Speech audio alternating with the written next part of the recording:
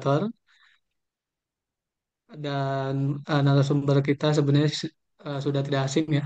Sudah setiap bulan jadi langganan Pamuji ini Pak Tommy Darlianto. Beliau adalah Japung PBJ Kabupaten Gunung Kidul gitu ya, Yogyakarta. Sering juga mengisi mengisi di sebagai narasumber di tempat-tempat eh, seminar gitu ya, ataupun BIMTEK, termasuk juga di BIMTEKnya Pamuji gitu ya. Pada kesempatan ini akan menyampaikan terkait materi pengadaan jasa appraisal. Mungkin karena waktu juga sudah masuk ya Pak, ini kita langsung berikan saja kepada Pak Tommy. Tapi sebelum itu izin saya membacakan ketentuan kegiatan pada kali ini gitu ya. Nanti narasumber akan menyampaikan materi kurang lebih 45 menit ke depan dan selanjutnya dilanjutkan dengan sesi diskusi yang mana Bapak Ibu yang ingin diskusi langsung dengan Pak Tony Darlianto terkait pengadaan jasa appraisal bisa mengklik tombol raise hand pada layar gitu ya. Atau juga bisa kalau malu-malu gitu bisa via chat Zoom ditulis saja, tapi kita akan utamakan yang raise hand dulu ya. Mungkin sisa waktunya kita maksimalkan untuk kalau sudah tidak ada yang raise hand, kita beralih ke fitur chat Zoom. Untuk daftar hadir akan ditayangkan setelah materi selesai disampaikan oleh narasumber gitu ya. Sekaligus itu juga sebagai post test gitu ya. Bapak Ibu jadi jangan lupa nanti setelah di penghujung itu ada di kolom chat Zoom untuk mengisi daftar hadirnya. Pak, itu saja mungkin dari saya. Selanjutnya diserahkan pada Pak Tommy untuk menyampaikan materinya terkait pengadaan jasa appraisal. Pada Pak Tommy diserahkan, Pak. Ya, terima kasih Mas Didi Nata Hadi. Selamat siang Bapak Ibu semuanya yang saya hormati, Bapak Muji Santosa yang sudah berkenan memberikan kesempatan kepada saya pada siang hari ini ya Bapak Ibu. Saya ingin sharing sedikit terkait dengan pengadaan jasa appraisal. Saya mohon izin share screen dulu ya Bapak Ibu.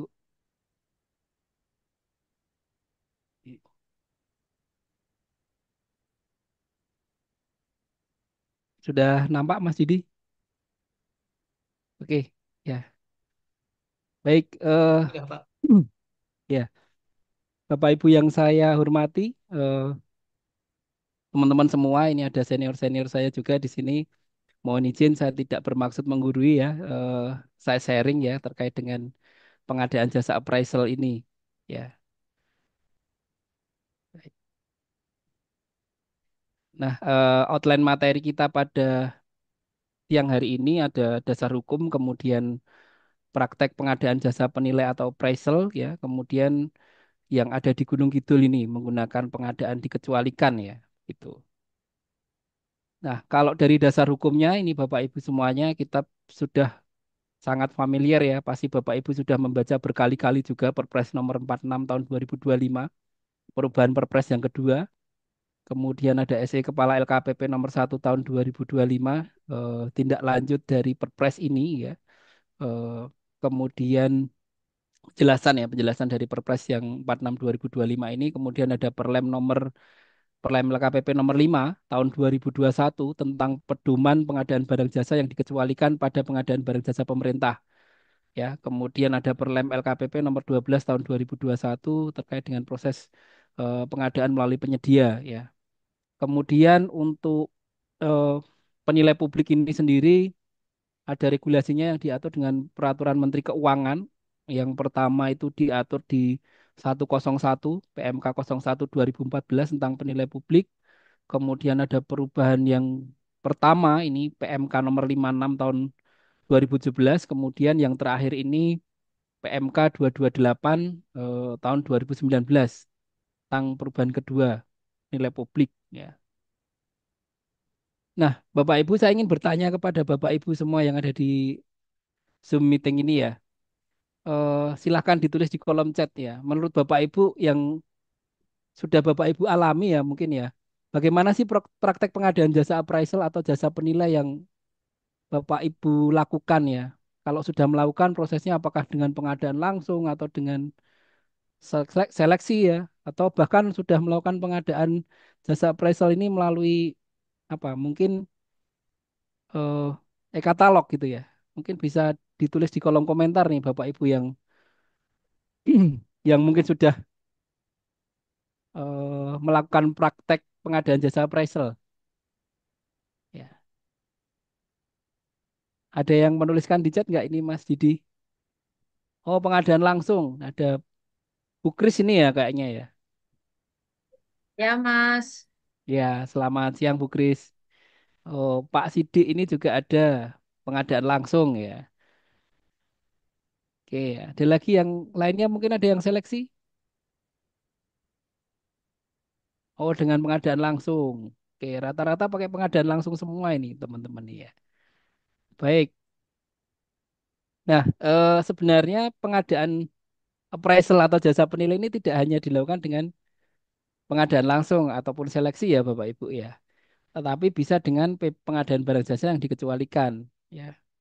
Ada juga kok seleksi. Saya beberapa tahun yang lalu pengadaan appraisal ini dengan seleksi. Kemudian setelah seleksinya ini ternyata tidak ada pemenangnya, baru dilakukan pengadaan yang dikecualikan gitu ya. Nah ini ada yang di e casing pun saya lihat ya, eh, ada KJPP ya yang menawarkan produknya untuk personel penilai itu ya. Nanti kita bisa cek ya. Nah ini kalau yang dengan pengadaan langsung nih Bapak Ibu ya di Kota Tasikmalaya itu dengan nilai 20 juta ini pengadaan jasa appraisal penilai tanah makam di Kelurahan Sinagalih gitu ya. Kemudian ada lagi pengadaan langsung nilainya 70 juta ya. Kemudian ada lagi di ini menggunakan seleksi ya Bapak Ibu ya. Jasa penilai publik appraisal pengadaan tanah bangunan jaringan irigasi DI Gilireng Kabupaten Wajo. Ya, ini karena nilainya 814 eh, juta ya, 751. Kemudian ada lagi ini di eh, menggunakan apa namanya? Pengadaan dikecualikan ya. Itu Bapak Ibu. Ini yang di pengadaan dikecualikan kemudian diupload belanja jasa KJPP kegiatan pengadaan tanah lapangan terbang ya, menggunakan metode pengadaan dikecualikan. Nah, saya itu lihat di e-katalog nih Bapak Ibu. Ternyata di e-katalog sudah ada yang memasukkan eh, jasa penilai publik ya. Tapi kalau saya boleh berpendapat untuk ini kan masuk sebenarnya jasa konsultansi ya Bapak Ibu ya. Tapi ini masuk di jasa layanan ya di katalog itu ya dan lulus kurasi gitu Bapak Ibu. Jadi kalau saya cek di katalog kita yang versi 6 ini ada tiga penyedia jasa penilai publik ya yang membuat produknya di katalog ini ya. Tapi memang sampai saat ini LKPP belum mendeklarkan bahwa jasa konsultansi itu sudah ada produknya di katalog ya. Jadi kalau misalkan ini nanti Bapak Ibu juga bisa berdiskusi ya, bagaimana pendapatnya Bapak Ibu terkait dengan fenomena ini begitu Bapak Ibu. Oke. Dan yang dijual itu tadi ya personelnya yang ada di apa KJPP tersebut. Nah, apa sih jasa penilai Bapak Ibu? Appraisal service business ya, merupakan usaha jasa profesional untuk memberikan penilaian yang objektif dan independen terhadap aset atau properti. Ya, usaha jasa penilai adalah usaha berpredikat sebagai lembaga kepercayaan yang dibutuhkan untuk kepentingan pihak-pihak yang mengadakan transaksi perdagangan. Ya, selain jasa penilai ini, kalau apa bisnis kepercayaan itu ya seperti misalkan Bapak Ibu dengan perbankan juga ya. Kemudian appraisal ini didefinisikan sebagai proses mengestimasi nilai an estimate value set upon property. Ya. Dalam rangka good governance diperlukan pengelolaan kekayaan negara yang diawali dengan dilakukannya appraisal atau penilaian terhadap aset. Ya. Penilaian aset juga dapat digunakan sebagai dasar penentuan jumlah atau besarnya ganti kerugian yang dapat diberikan kepada masyarakat ya, yang tanahnya terkena dampak pengambil alihan atau peralihan tanah untuk kegiatan proyek pembangunan. Nah, ini yang kemarin saya lakukan di Gunung Kidul itu untuk apa tanahnya dibebaskan untuk jadi jalan ya Bapak Ibu ya. Kemudian kita memerlukan appraisal gitu ya untuk menilai ganti rugi tanahnya itu kepada masyarakat. Penilai publik ini ya berdasarkan peraturan Menteri Keuangan tadi ya. Ini didefinisikan seperti ini Bapak Ibu. Adalah perseorangan yang melakukan penilaian secara independen dan profesional yang telah mendapatkan izin praktek penilaian dari menteri yang menyelenggarakan urusan pemerintahan di bidang keuangan negara. Kemudian ada istilah lagi KJPP yang tadi saya sampaikan ya. KJPP ini adalah badan usaha yang telah mendapatkan izin usaha dari Menq sebagai wadah bagi penilai publik dalam memberikan jasanya. Ya. Tadi ya peraturan Menteri Keuangannya ya. Eh, Kemudian ada yang terakhir tadi yang belum ada perubahan, tapi nanti Bapak Ibu bisa mengkoreksi saya, misalkan ada perubahan terbaru. Karena saya cek ya, terakhir ini ya dengan 228 PMK 01 2019 ini ya perubahan keduanya ya. Ya, ya. Kalau di peraturan tersebut ya, penilaian adalah proses pekerjaan untuk memberikan opini tertulis atas nilai ekonomi suatu objek penilaian sesuai dengan SPI atau Standar Penilaian Indonesia. Jadi dalam melaksanakan penilaian ini maka teman-teman penilai publik ini harus menggunakan Standar Penilaian Indonesia. Ini ada di pasal 1 angka 1 PMK. Nah, kemudian penilai adalah seorang yang memiliki kompetensi dalam melakukan kegiatan yang sekurang-kurangnya telah lulus pendidikan awal penilaian. Nah, kemudian penilai publik adalah penilai yang telah memperoleh izin dari menteri untuk memberikan jasa sebagaimana diatur dalam peraturan menteri ini. Gitu ya. Jadi memang sudah secara spesifik di peraturan menteri ini terkait dengan profesi penilai publik ini. Nah, apa saja yang dinilai Bapak Ibu? Ya, di dalam peraturan tersebut ada properti sederhana, kemudian ada properti, ada bisnis, kemudian ada personal properti ini. Ada empat ini Bapak Ibu ya. Nah kalau yang properti sederhana ini misalkan di ketentuan itu ada tanah kosong seluas 5.000 meter persegi ya. Satu unit apartemen, rumah tinggal, ruko, rumah kantor, kios, peralatan dan perlengkapan bangunan, mesin individual, alat transportasi ya, kendaraan dan seterusnya, kemudian gudang gitu ya. Kemudian kalau properti ini tanah bangunan beserta kelengkapannya. Ya, kalau misalkan tadi di tempat saya ada eh, jasa appraisal untuk menilai eh, lahan yang nanti dijadikan apa jalan tadi ya, maka di situ ada rumah penduduknya, kemudian rumahnya itu dinilai berapa kalau nanti ke kelewatan jalan yang mau dibangun itu ya. Kemudian di situ misalkan ada pohon, pohonnya juga dinilai berapa dan seterusnya. Kemudian properti ini ada mesin dan peralatan termasuk instalasinya, alat transportasi, alat berat, alat komunikasi dan alat lab, kemudian perangkat telekomunikasi, perkebunan, peternakan, perikanan, kehutanan, dan pertambangan. Gitu ya. Kemudian yang bisnis ini entitas bisnis ya, penyertaan, kemudian surat berharga, hak dan kewajiban perusahaan, hak atas kekayaan intelektual, kemudian aset-aset yang tidak berwujud, kemudian juga bisa terkait dengan kerugian ekonomis, opini kewajaran, dan instrumen keuangan. Ya. Kemudian kalau personal property ini pabrik termasuk instalasinya, mesin dan peralatan, alat transportasi, alat berat, alat komunikasi, alat kesehatan, alat lab, perangkat telekomunikasi. Ya. Nah, penilai properti sederhana ini dapat memberikan jasa lainnya yang berkaitan dengan kegiatan penilaian, yaitu jasa agen properti. Ya, selain disebutkan di atas ini tadi ya, maka bisa menilai yang lainnya, yaitu jasa agen properti. Kemudian berdasarkan pasal 7 ayat 6 PMK tadi ya, ini penilai publik dalam memberikan jasa penilaian atau jasa lainnya yang berkaitan dengan kegiatan penilaian harus sesuai dengan klasifikasi izin penilai publik yang dimiliki penilai publik. Ya, tadi klasifikasinya dia sebagai penilai pertama muda madya gitu ya. Kemudian ada penilai properti yang seperti apa, kemudian eh, penilai publik ini kalau dalam melaksanakan jasanya maka dia harus eh, melalui KJPP Bapak Ibu. Jadi tidak bisa apa secara personal gitu ya. Kalau konsultan pengawas perencana itu kan bisa perorangan ya, tetapi kalau di sini KJPP ini ya harus penilai publiknya ini harus masuk menjadi KJPP yang untuk bisa menilai. KJPP ini bisa dapat berbentuk keseorangan ataupun badan usaha gitu ya. Jadi harus masuk di wadahnya KJPP ini gitu ya. Gitu. Kemudian penilai properti ini dapat memberikan jasa lainnya yang berkaitan dengan kegiatan penilaian properti.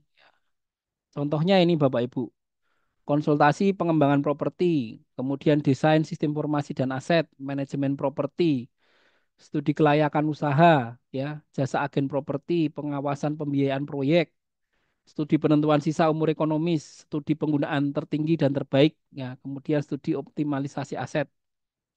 Kemudian eh, penilaian yang bisnis dapat memberikan jasa lainnya yang berkaitan dengan penilaian meliputi studi kelayakan usaha, penasihat keuangan korporasi atau perusahaan, dan pengawasan pembiayaan proyek. Ya. Kemudian kita membahas yang di pengadaan barang jasa dikecualikan ya, karena memang yang mau saya sharingkan ini eh, kita menggunakan metodenya belanjanya itu menggunakan pengadaan barang jasa yang dikecualikan ya. Nah, di dalam Perpres 46 tahun 2025 ini Bapak Ibu eh, terkait dengan pengecualian disebutkan di pasal 61, dikecualikan dari ketentuan dalam Perpres ini adalah yang pertama A, pengadaan barang jasa pada badan layanan umum atau badan layanan umum daerah. Kemudian yang B, pengadaan barang jasa yang dilaksanakan berdasarkan tarif yang dipublikasikan secara luas kepada masyarakat. Contohnya ya, kalau Bapak Ibu belanja air gitu ya, listrik gitu ya. Kemudian pengadaan barang jasa yang dilaksanakan sesuai dengan praktek bisnis yang sudah mapan. Ini yang akan kita bahas terkait dengan jasa penilai ini atau appraisal ini.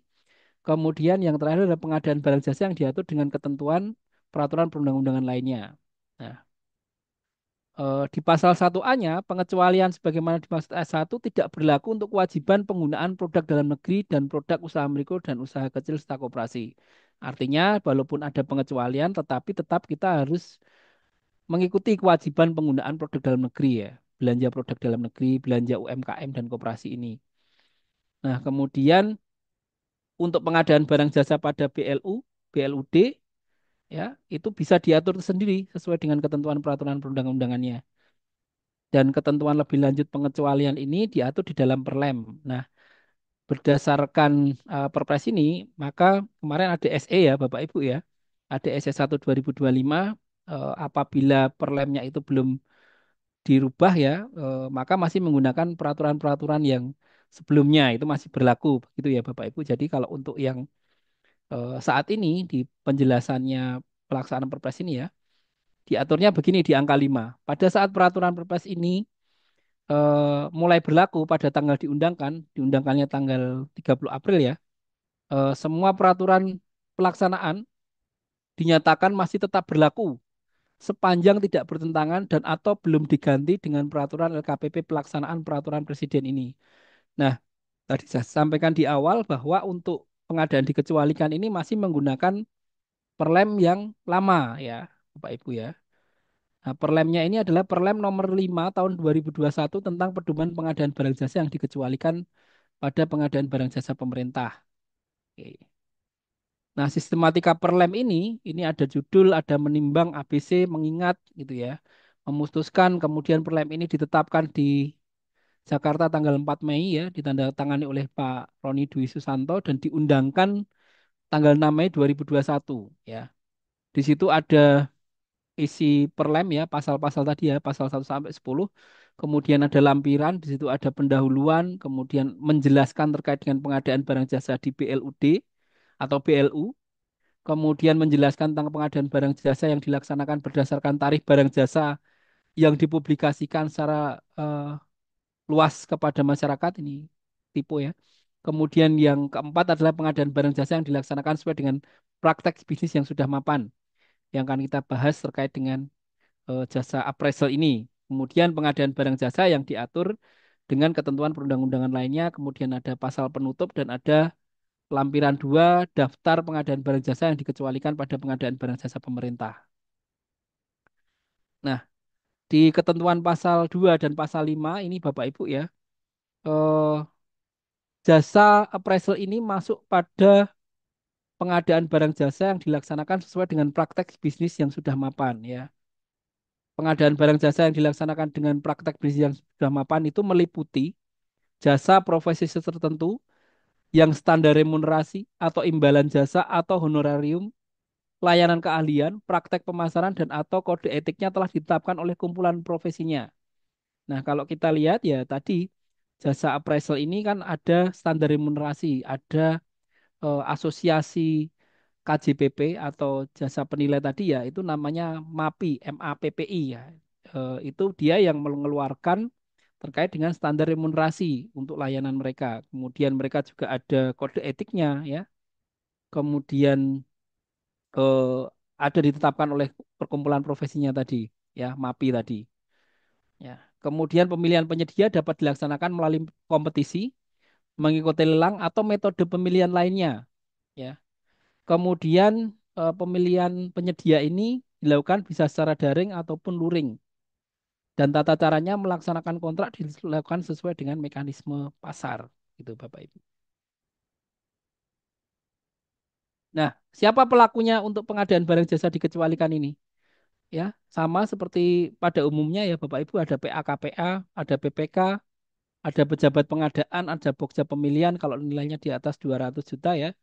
Kemudian ada penyedia gitu ya. Kalau di bawah 200 juta ya nanti pejabat pengadaan ini yang akan memprosesnya. Kemudian kalau jasa konsultasi ya untuk pejabat pengadaan sampai dengan nilai 100, kalau di atas 100 dengan pokja pemilihan gitu ya. Dan ada pihak lainnya yang meliputi pihak yang dibutuhkan sesuai ketentuan perundang-undangan, kemudian sesuai peraturan BLU BLUD ya. Ini bisa dilibatkan dan untuk pengadaan dikecualikan saya juga pernah melakukan pengadaan dikecualikan itu ada tim yang dibentuk ya.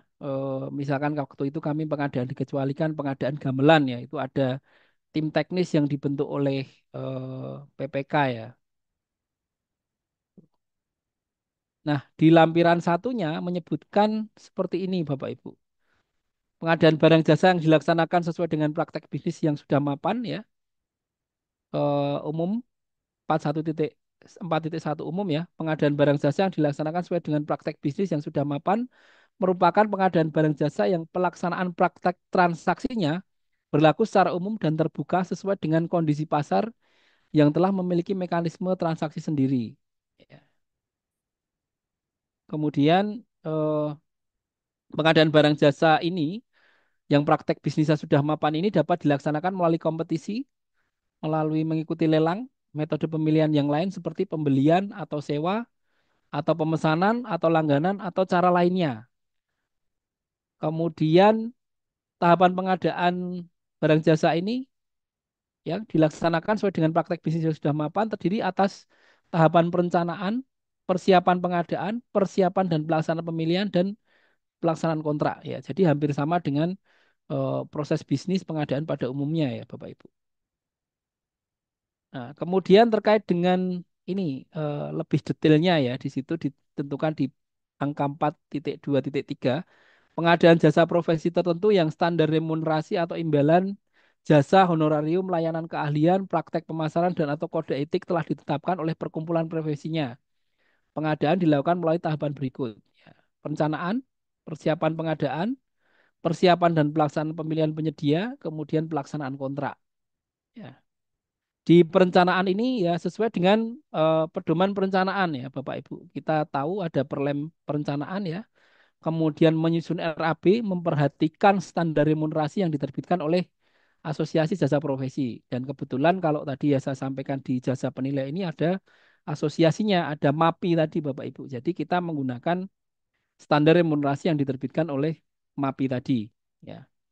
Kemudian di persiapan pengadaan, PPK menyusun KAK, menyusun RAB, ya, pagu anggaran, kemudian mengacu pada standar remunerasi tadi, kemudian menyusun rancangan kontraknya nanti mau seperti apa, kemudian menyampaikan kepada PP atau KPBJ kalau nilainya di atas 100 juta ya untuk jasa konsultan tadi ya, maka diserahkan ke UKPBJ untuk yang memproses pokja pemilihannya. Kalau di bawah 100 ya pejabat pengadaan gitu ya.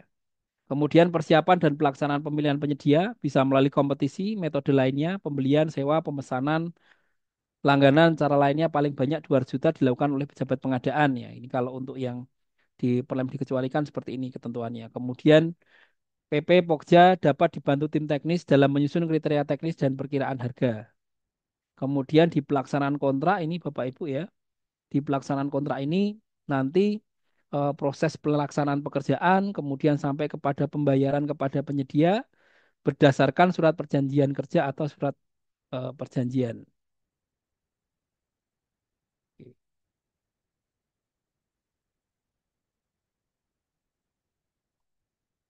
Selanjutnya ini pada saat persiapan pemilihan penyedia ya bisa melalui pembelian, sewa, pemesanan, langganan atau cara lainnya. Sekurang-kurangnya tahapannya seperti ini Bapak Ibu. PP atau Pokmil dapat dibantu oleh tim teknis tadi mengidentifikasi pelaku usaha yang mampu. Jadi pada saat kemarin PPK menyerahkan paket ini kepada kami ya, itu kami melakukan identifikasi pelaku usaha KJPP itu ada berapa ya, eh, yang berminat terkait dengan paket ini yang akan dikerjakan. Ada macam-macam ya, ada banyak. Kemudian kita survei di MAPI ya, di websitenya MAPI itu ada daftarnya penyedia KJPP yang ada di seluruh Indonesia. Itu kita bisa mapping juga di sana. Nah, kemudian mengundang satu pelaku usaha yang mampu, yang dianggap mampu tadi untuk menyampaikan penawaran harga. Ya, kemudian setelah mengundang, kemudian dapat mengundang peserta untuk menyampaikan paparan atau wawancara. Ya, dapat ya, tidak wajib ya. Tapi kalau memang dibutuhkan menyampaikan paparan wawancara, silahkan gitu. Kemudian PP atau Pokmil dibantu tim teknis melakukan penilaian atas penawaran harga dan atau hasil wawancara. Dan PP Pokmil melakukan negosiasi harga kepada calon penyedia. Ini adalah tahapannya Bapak Ibu ya. Dan yang saya lakukan di Gunung Kidul kami menggunakan tahapannya sesuai dengan pengadaan dikecualikan ini gitu. Ya. Nah, tadi saya sampaikan di awal di perencanaan ya persiapan pemilihan itu kita akan melakukan penyusunan RAB-nya. Nah, penyusunan RAB ini berdasarkan pedoman standar imbalan jasa penilai tahun 2023 dari MAPI. Ya, ini ada eh, nomornya 004 KPTS MAPI IKJPP garing 5 2023 tentang pedoman standar imbalan jasa penilaian. Nah, bentuknya seperti ini Bapak Ibu. Nah, ini nanti surat keputusannya ini ada lampiran-lampirannya ya, ada nilai-nilai rupiahnya ya. Contohnya begini nih Bapak Ibu. Nah, ini kalau komponen biayanya untuk jasa penilai itu ada biaya langsung personil sama kayak jasa konsultansi pada umumnya. Ada biaya langsung non personil ya. Jadi ada remuneration billing rate ya, kemudian ada direct cost, kemudian ada gaji dasar atau basic salary. Oke. Nah, kalau di basic salary-nya yang teman-teman MAPI buat ini ya di tahun 2023 yang masih berlaku sampai sekarang ya. Karena saya melihat polanya itu 2 tahun sekali baru diterbitkan apa namanya ini perhitungan atau biaya yang baru gitu. Setiap 2 tahun siklusnya seperti itu ya. Jadi kalau di sini ada golongan jabatannya S1, S2, S3 itu ya, eh, partner direktur, penilai penilai berizin properti dan atau bisnis ya. Pengalamannya berapa tahun? Kalau pengalamannya di atas 20 tahun berarti kan nanti gaji dasarnya 88 100 juta gitu ya. Dan seterusnya itu ada partner, kemudian yang paling akhir ada semi skill ya, tenaga administrasi ya. Jadi ada penilai berizin properti dan atau bisnis S ya, penilai berizin personal property PP, kemudian penilai berizin properti sedana PS, kemudian ada penilai madya T, kemudian penilai pratama P gitu ya. Jadi dia punya pengalaman berapa tahun yang kita syaratkan, dia akan berbeda gaji dasarnya. Itu Bapak Ibu. Kemudian ini terkait dengan billing rate tenaga ahli, penilai dan tenaga pendukung ya. Ini seperti ini ya. Ini ada ketentuan yang dibuat oleh asosiasi ya. Kalau tenaga ahli penilai dikelompokkan berdasarkan klasifikasinya yaitu yang paling tinggi adalah penilai berizin properti atau bisnis dan atau bisnis S ya. Kemudian yang paling rendah adalah penilai pratama atau P gitu ya.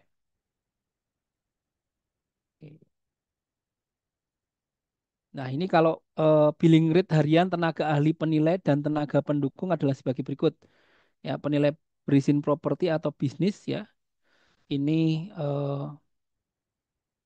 kalau pengalamannya sampai dengan di atas 20 tahun, maka gaji dasarnya 88.100 juta, kemudian SPOB, SPOH-nya ini ada diatur seperti ini juga.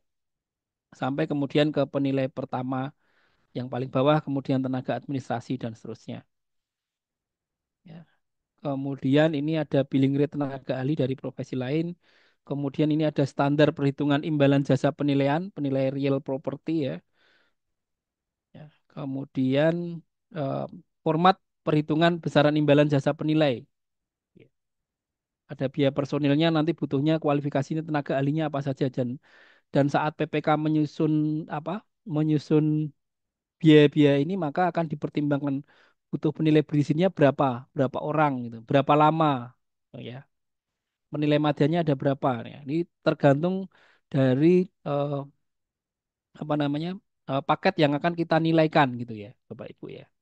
Kemudian ada biaya langsung, transportasi, komunikasi, peralatan, laporan dan seterusnya. Ya. Oke. Nah, di Gunung Kidul ini tadi Bapak Ibu ya, saya sharing ya. Yang pertama kami lakukan terkait dengan pengadaan presel ini ya. Kalau yang di proses seleksi, waktu itu saya yang melakukan proses seleksi, ini pada tahun 2019 ya. Pengadaan tanah Tawangalang yang akan dijadikan jalan itu ya. Dan ini kami pertamanya itu menggunakan prosesnya seleksi ya. Seleksi, tetapi setelah seleksi itu kami lakukan, ternyata tidak ada penyedia yang lolos evaluasi ya. Evaluasi teknis itu nggak lolos ya. Terus eh, kami akhirnya melakukan dengan ini pengadaan dikecualikan ya paket ini. Nilainya pagunya 2 miliar, HPS-nya 1,5 miliar gitu ya. Kemudian yang terbaru kemarin saya sebagai pejabat pengadaannya untuk pengadaan appraisal ya, menilai harga sewa pasar kendaraan dan tanah dan bangunan ya. Nilai anggaran 140 juta di tahun 2025 kita menggunakan pengadaan barang jasa dikecualikan ya. Oke. Nah, di dalam penyusunan RAB ini tadi saya sampaikan Bapak Ibu ya. Di paket ini ada biaya personil ya. Personilnya berizin tim leader ya, sekaligus sebagai tim leader. Kemudian ada penilai madya ya. Kemudian ada penilai pratama tadi ya. Kemudian ada tenaga pendukungnya, ada administrasi, operator komputer, pelaksana inspeksi. Kemudian ada biaya-biaya non personilnya ini. Ada konsumsi, ada transport, perlengkapan kantor, komunikasi, dan seterusnya. Ini ada biaya operasional kendaraan atau sewa kendaraan roda 4 dan roda 2 gitu ya. Kemudian ada laporannya, laporan. Ya. Ya, terus kemudian kami juga belajar dari teman-teman itu dari Pak Muji juga ya. Kemudian ini dari biaya-biaya ini kemudian dibuatkan output keluarannya ya. Output keluaran yang pertama ada laporan pendahuluan, kemudian ada laporan akhir. Ini kami buat dua output.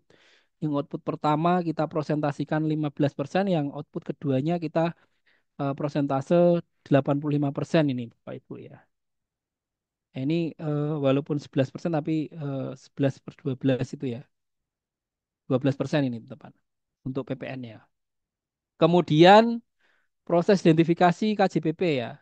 Berarti pada saat itu setelah kami ada KAK-nya dari PPK, kemudian kita melakukan identifikasi KJPP ya. Kita cari KJPP yang memang kualifikasinya kecil, Bapak Ibu ya. Kemudian KJPP ini sudah mendapatkan izin usaha dari Menteri Keuangan ya. Kemudian kalau untuk cabang KJPP yang dibuka oleh KJPP yang telah mendapatkan izin pembukaan cabang KJPP atau Menteri Keuangan RI. Jadi kalau saya melihat polanya KJPP ini seperti franchise, Bapak Ibu ya. Jadi misalkan ada, kita lihat ya kalau misalkan ada apa, saya sebut ya McD misalkan itu ya, atau Pizza Hut gitu ya, atau apa, usaha-usaha seperti itu ya, mereka punya punya cabang-cabang di daerah masing-masing ya, misalkan ada di Jogja dan seterusnya itu mereka sebagai apa namanya franchise-nya gitu ya. Saya melihat kalau di KJPP itu ya semacam franchise itu. Kalau misalkan ada KJPP pusatnya, kemudian di daerah itu ada apa namanya penilai madanya yang sebagai pengelola KJPP-nya tadi gitu ya. Kemudian ada izin usahanya, kita lihat NIB-nya, KLBI-nya, kemudian memiliki tanda bukti keanggotaan MAPI yang masih berlaku, ya, KSBP, pajakannya juga clear. Kemudian kita minta akta pendirian dan perubahannya. Kemudian pengalaman pekerjaan yang sesuai paling kurang satu pekerjaan dalam kurun 4 tahun terakhir. Jadi kita melihat portofolionya mereka sudah mengerjakan pekerjaan apa aja terkait dengan layanan penilainya, apakah kemudian sudah sesuai dengan kriteria di KAK kita, gitu. Kita akan membandingkan juga, gitu ya.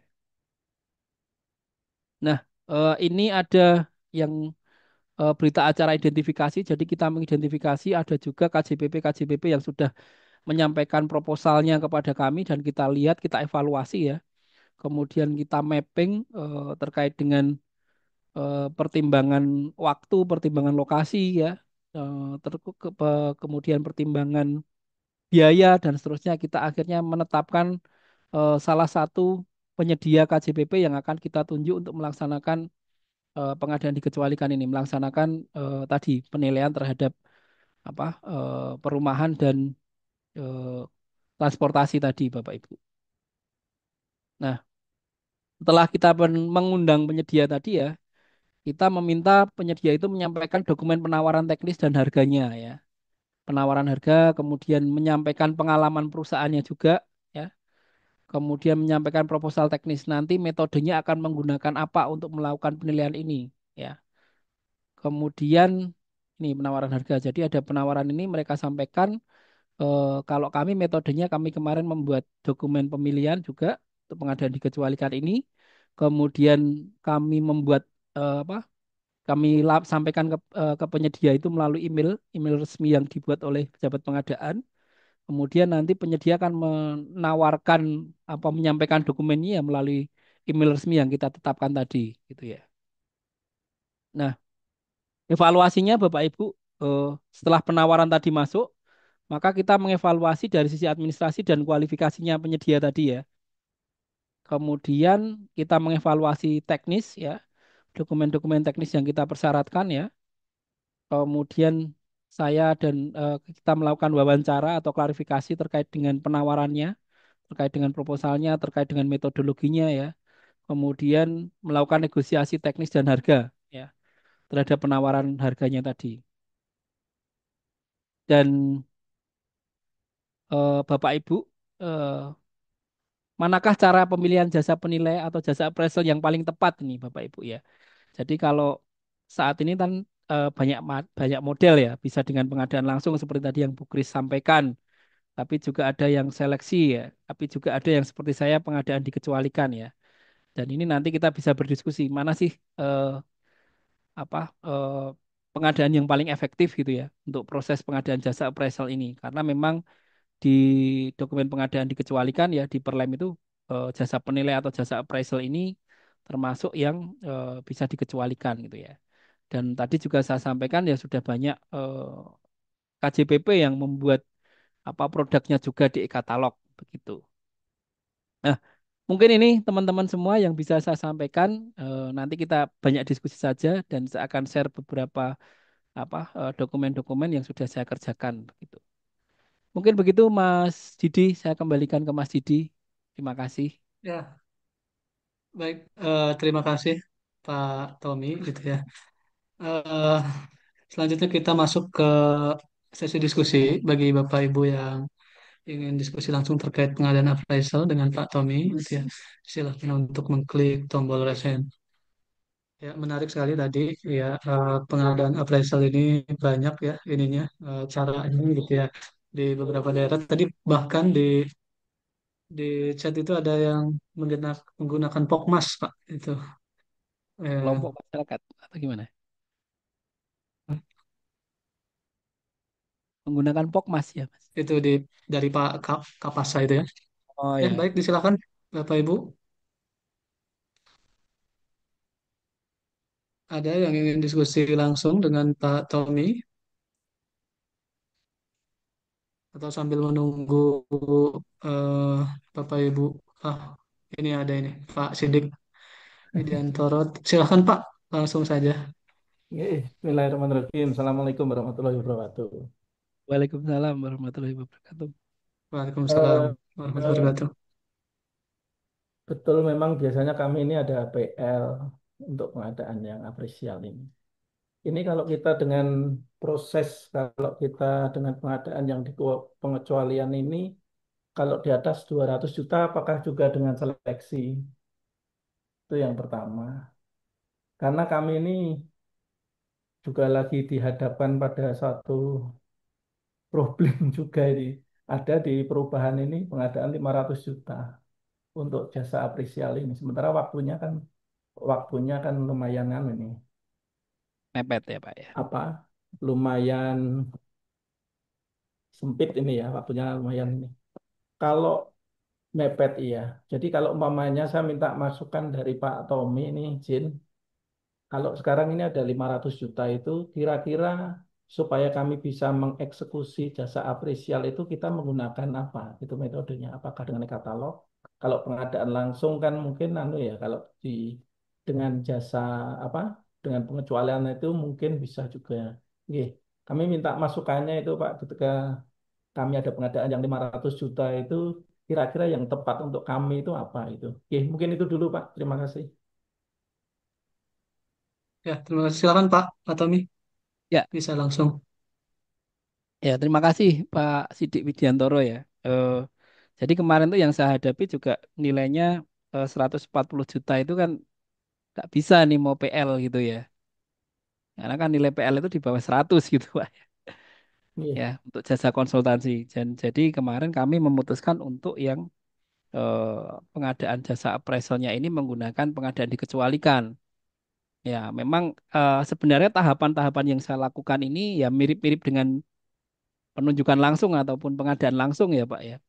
Ya, tapi memang lebih dikuatkan pada saat proses kalau mau dengan pengadaan dikecualikan ini mapping penyedia atau mapping KJPP-nya ini harus benar-benar clear gitu ya Bapak Ibu ya. Ya. Jangan sampai kemudian kita sudah waktunya mepet pengerjaannya, kemudian eh, kita salah mengidentifikasi KJPP-nya itu ternyata belum pernah melaksanakan kegiatan ini gitu ya Pak ya. Misalkan tadi ada kegiatan yang tempat saya itu 1,5 miliar tadi ya, apa penilaian terhadap eh, jalan ruas jalan mau dipakai jalan ternyata dia nggak punya nih portofolio untuk mengerjakan ini ya, jangan dipilih gitu ya Pak ya. Jadi lebih kita harus lebih banyak mengeksplor ya eh, penyedia-penyedia atau KJPP-KJPP yang ada di wilayah Bapak Ibu dan kebetulan saya kemarin eksplornya nggak apa di wilayah DIY karena di wilayah Gunung Kidul sendiri nggak ada KJPP Pak. Jadi harus ke Jogja ke wilayah Provinsi DIY ya.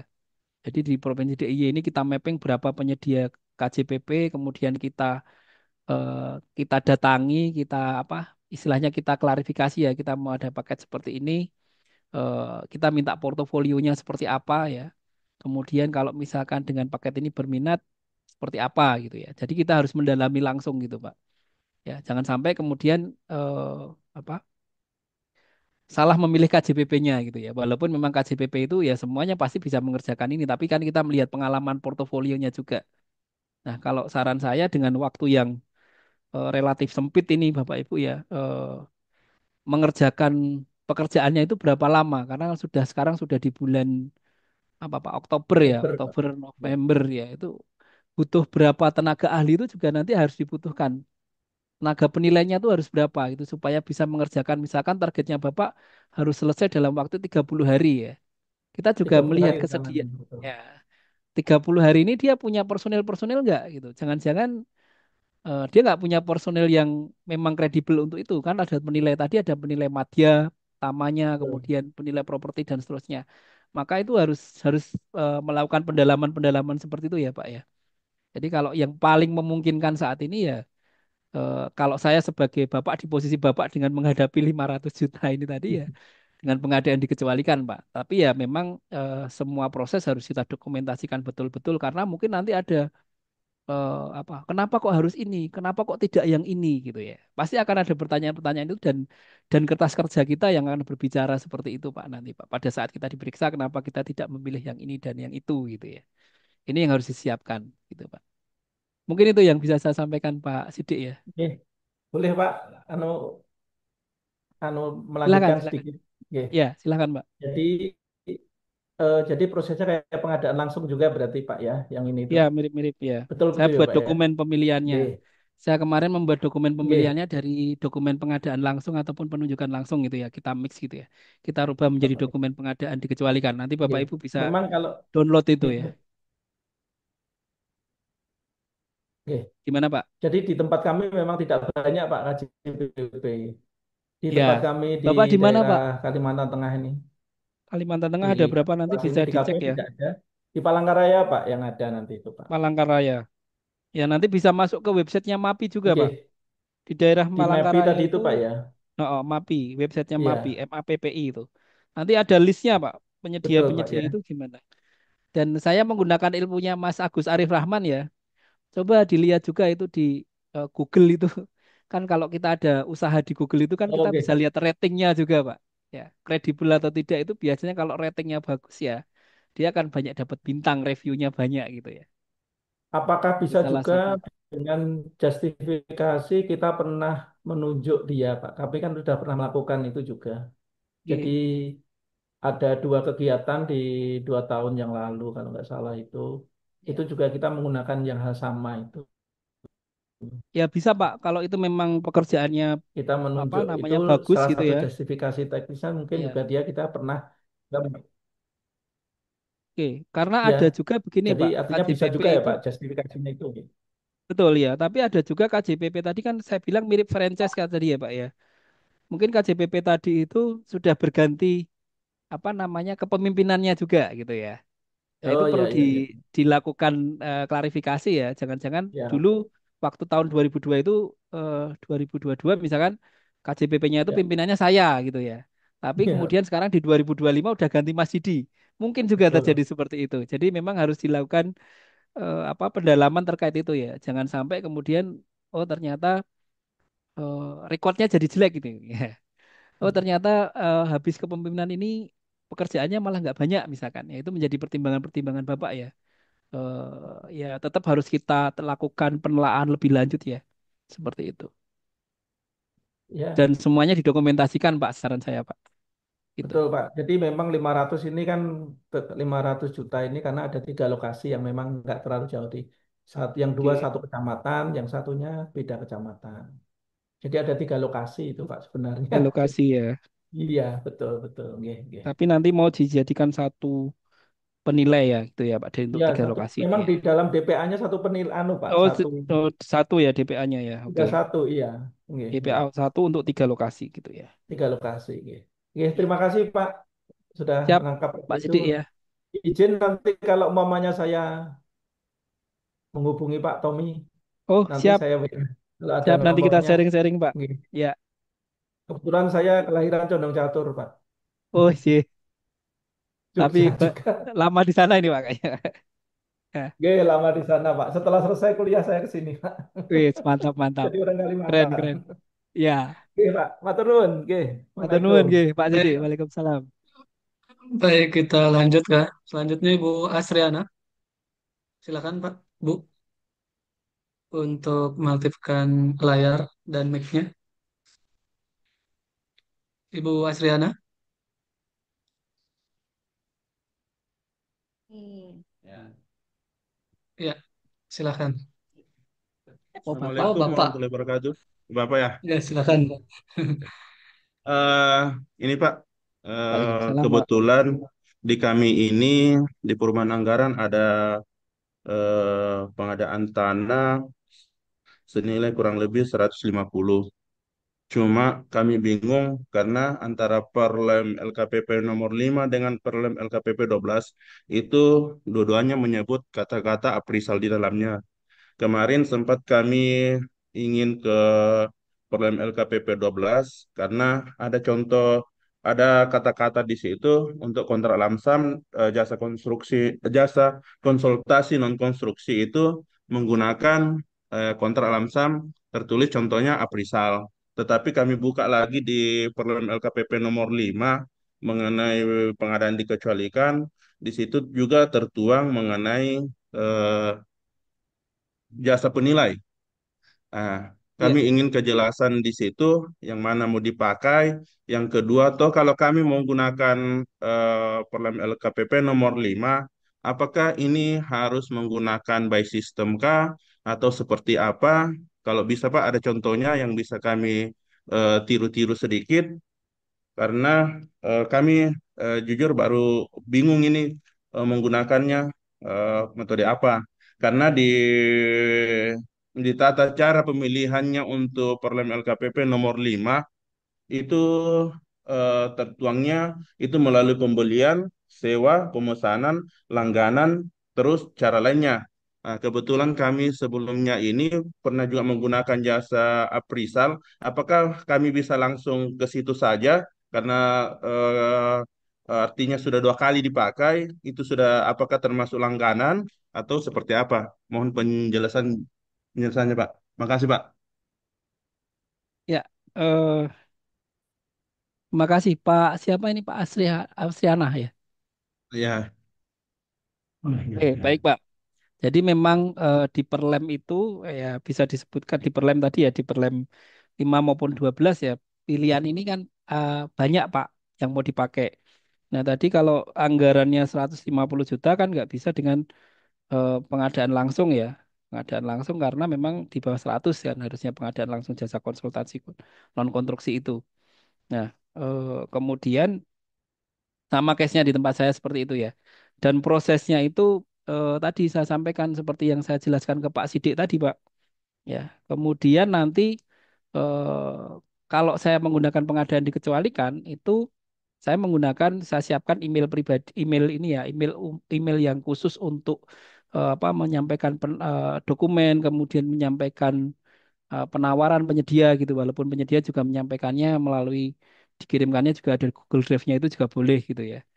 Eh, Kemudian nanti setelah selesai proses, setelah selesai pengadaan ini, ya semua dokumen itu nanti kan ada pencatatan non tender tadi, Pak. Jadi PPK setelah selesai melaksanakan kegiatan ini, maka dia harus mengupload di pencatatan non tendernya bahwa sudah melaksanakan pengadaan dikecualikan ini, begitu ya. Jadi secara administrasinya itu juga terdokumentasikan di SPSE, begitu, Pak. Ya. Jadi kita modelnya hibrid ya, tidak tidak hanya manual tapi kita juga setelah selesai pekerjaan tadi dan setelah selesai pembayaran, maka kita minta PPK-nya untuk mengupload juga di SPSE itu ya, terkait dengan pencatatan non tendernya itu tadi. Jadi prosesnya pengadaan dikecualikan begitu. Nah, eh, itu pertanyaannya ya. Mungkin ada lagi Pak ya, Pak Astriana ya. Untuk contoh-contohnya Sebelumnya nanti sudah saya pernah apa? sampaikan. Katanya. Oh ya, yang sebelumnya sudah pernah tadi ya, ya sama penjelasannya seperti Pak Sidik tadi ya, tetap harus kita klarifikasi dulu. Ya, kita harus cari informasi yang lebih dalam lagi ya. Apakah memang performnya tadi penyedia ini bagus gitu ya setelah 2 tahun sebelumnya sampai sekarang ya. Kalau ini memang tetap performnya itu bagus ya kita bisa. klarifikasi. Jadi itu bukan hanya satu-satunya Ujungnya alasan langsung. karena sudah pernah mengerjakan terus kemudian Bisa. kita pakai lagi gitu ya. Tapi tetap harus kita dalami lagi ya, harus kita lakukan cross check, evaluasi lagi gitu ya. Apakah memang bisa mengerjakan pekerjaan ini atau tidak gitu ya. Gitu. Apalagi waktunya yang ditentukan mungkin Bapak ini waktunya mepet-mepet semua. Di Pak Sidi tadi butuh waktu 30 hari gitu ya. Kalau di tempat Bapak butuh waktu 15 hari ini memungkinkan nggak penyedia tadi untuk melaksanakan itu ya. Tapi bisa dikasih opsi pertama untuk apa namanya melakukan pendalaman-pendalaman kepada penyedia yang tadi gitu ya. Yang sudah pernah dipilih Bapak gitu ya. Jadi memang tidak ada larangan mau menggunakan pengadaan langsung maupun pengadaan dikecualikan sama-sama diatur ya. Kalau mau dengan pengadaan langsung ya ikutin tahapannya nilainya sampai dengan 100 juta gitu ya. Kalau dengan pengadaan dikecualikan ya di atas itu gitu ya. Dan ada juga tadi saya sampaikan di awal ada juga yang seleksi juga gitu ya. Sudah kita nggak bisa bikin dokumen pengadaan dikecualikannya, misalkan nggak bisa memahami proses bisnisnya, belum paham, akhirnya dilakukan seleksi ya. Kalau waktunya masih cukup 2 bulan seleksi ya Pak ya, seleksi itu 2 bulan gitu ya. Ya silahkan. Belum. Gitu. Tapi kalau waktunya udah nggak cukup ya opsi yang terbaik kita seperti sampaikan Pak Muji optimalisasi ya. Kemudian 5L-nya Pak Muji itu apa? Matamu dan Pak 5L matamu itu kita gunakan Pak ya. Kita gunakan strateginya itu yang disampaikan selalu Pak Muji ya. Niat kita mau pengadaan ini apa gitu ya. Kemudian ya sampai dokumentasinya lengkap gitu ya. Jadi memang nanti pada saat kita diaudit ya kita bisa menyampaikan ini loh proses yang kita lakukan gitu.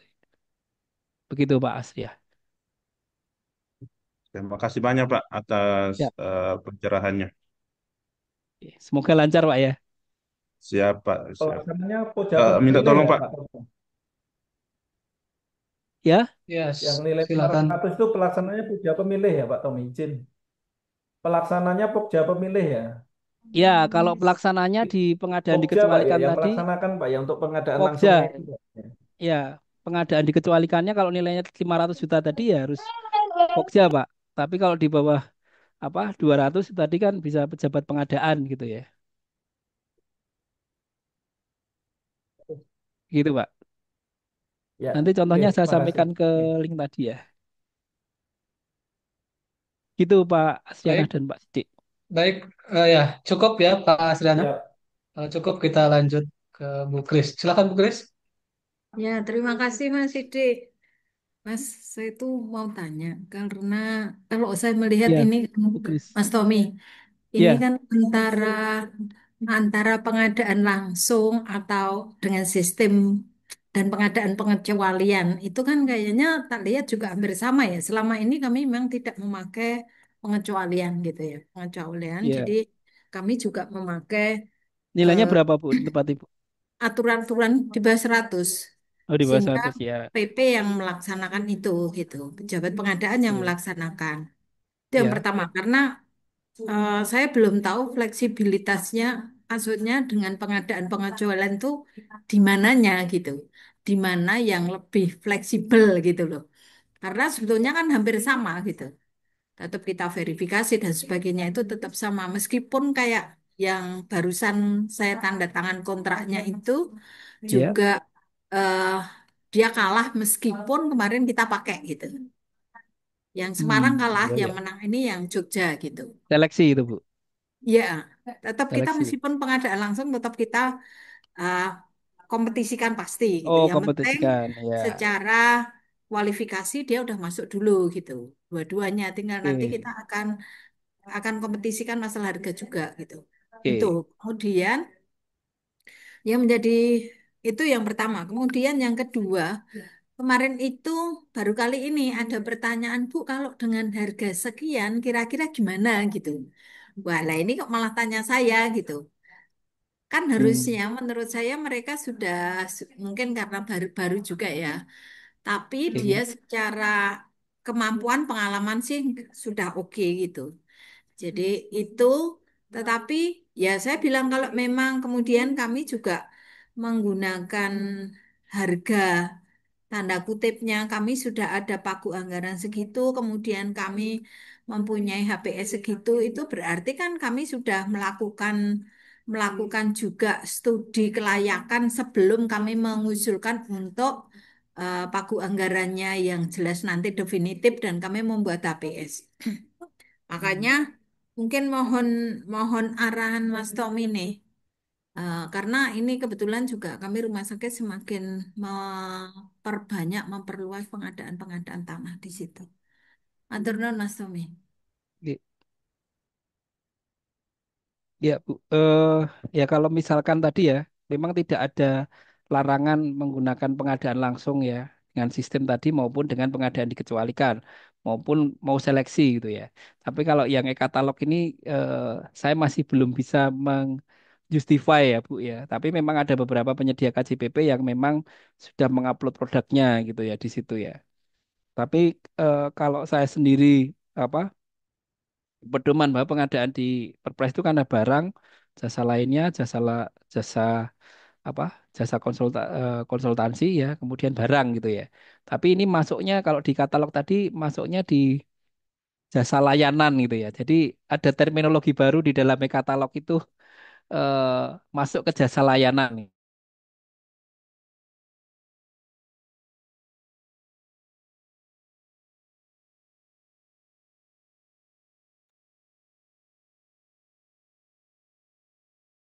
Putus Pak Di- Tommy.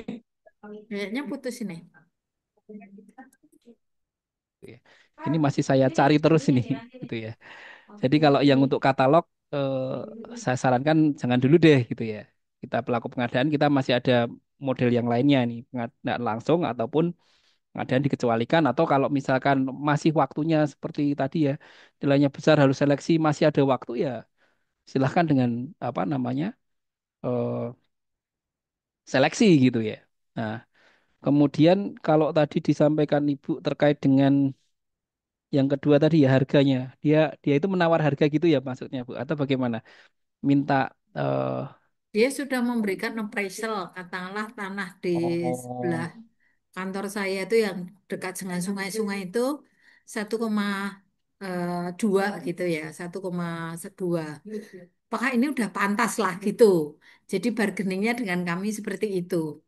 Ya kami pun kan nggak pernah nih sebelum-sebelumnya tanya gitu. Terus ya saya bilang ya udah memang memang kalau memang dari katalah tim appraisalnya begitu, konsultan appraisalnya begitu ya pasti kan kami percaya pasti sudah melalui berbagai studi kelayakan, tanya sana dan sini gitu karena konsultan pasti expert gitu ya.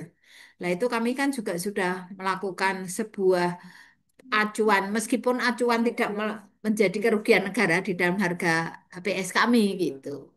Lah itu ya baru baru kali ini tanya-tanya seperti itu padahal sebelumnya kalau dia menentukan harga dari appraisalnya segini ya sudah gitu. Gitu Mas Tommy.